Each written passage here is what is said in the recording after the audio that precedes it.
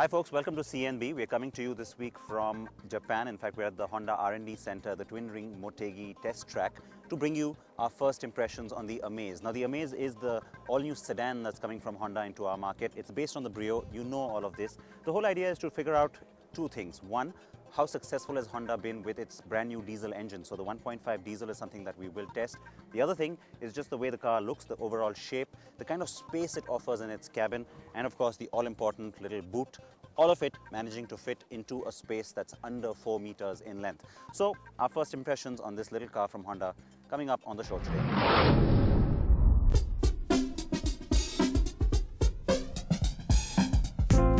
It's been a long time coming. Honda made us wait to finally start making compact cars in India and gave us the Brio last year. But now we also get Honda's entry to the diesel space in India. The company has long had diesel models on sale in Europe, but the 2.2-litre engine wasn't fit for use in India due to fuel quality concerns. Hence, no diesel CR-V or Accord. The new car, Amaze, sports Honda's all-new iD-Tech engine that is part of its all-new diesel engine family that began development about 5 years ago.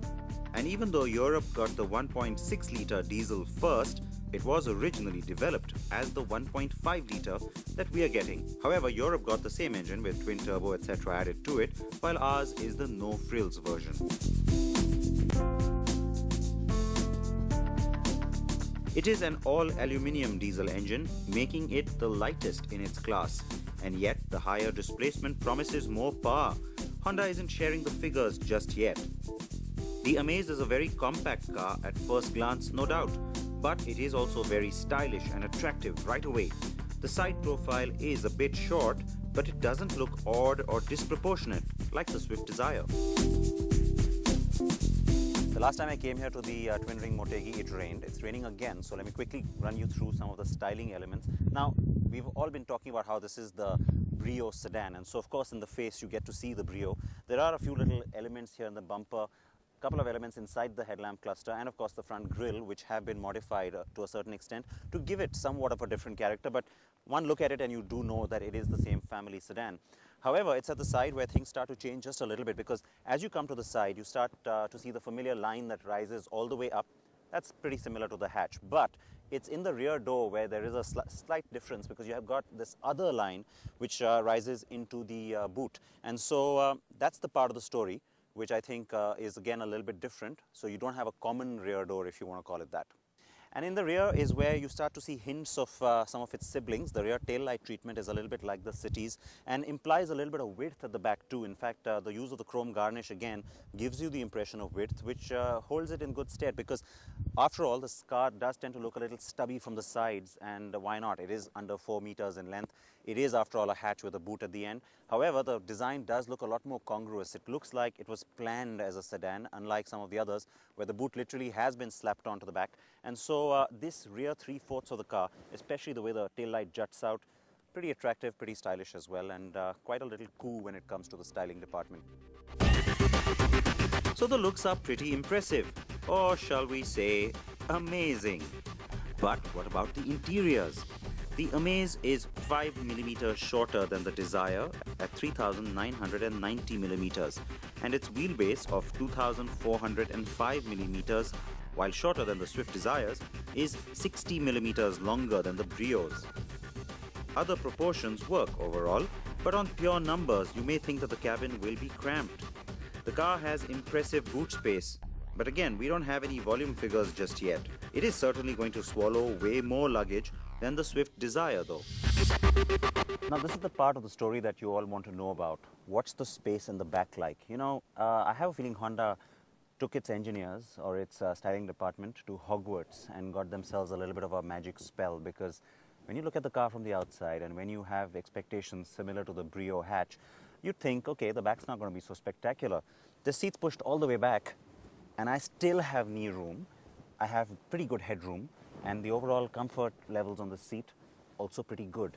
So the point I'm trying to make, great leg room, great knee room, pretty good headroom as well. It's almost miraculous how they've been able to carve out so much space in the back. That is going to be a huge USP, because a lot of consumers are going to say, hang on a second, this is a lot more comfortable than the cars it wants to rival. Now, we haven't been allowed to take detailed shots of the insides as the car isn't production spec, and so some of the trim may change. But for the most part, the cabin reminds of the Brio in terms of colors and layout. There are steering mounted controls and a similar music system too. Expect similar variant offerings as the Brio, though the Amaze will sport diesel and also petrol variants using the same 1.2-litre i-VTEC as the Brio and Jazz. The diesel Amaze, though, will no doubt be Honda's ticket to the big time. The car feels agile, and that's despite the overall lightweight. The steering is also light, but it's precise. The car has good balance with correct weight distribution. Power delivery is smooth, though not electric. Gear changes are smooth, with the 5-speed gearbox seemingly adequate for this motor.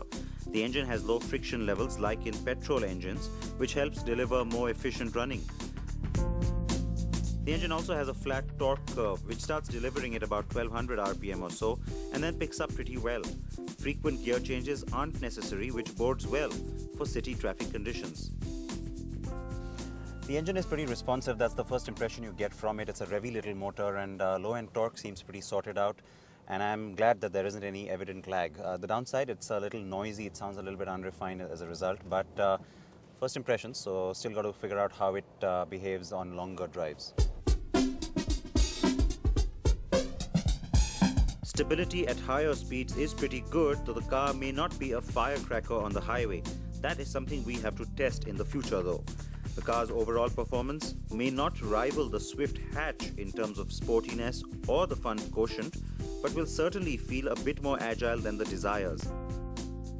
The engine's lightweight gives the car a feel like a petrol, and I believe a lot of Indian drivers will appreciate and welcome this aspect. The Amaze arrives in India at the start of the new fiscal year, with prices expected to stay about 20 to 30,000 rupees or perhaps even 50,000 rupees higher than the Swift Desires, variant for variant.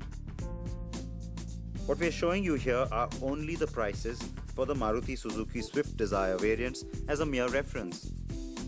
But remember that Honda will price its products at a premium with the added promise of better quality interiors and high fuel efficiency.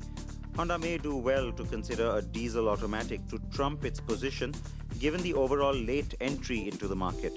I expect the Amaze to be one of the most significant launches in 2013. India's #1 news app just got even better. Download NDTV's new app, fully optimized for Retina display, full screen view, faster response time, and Sudoku. NDTV's new iPad app. Download now.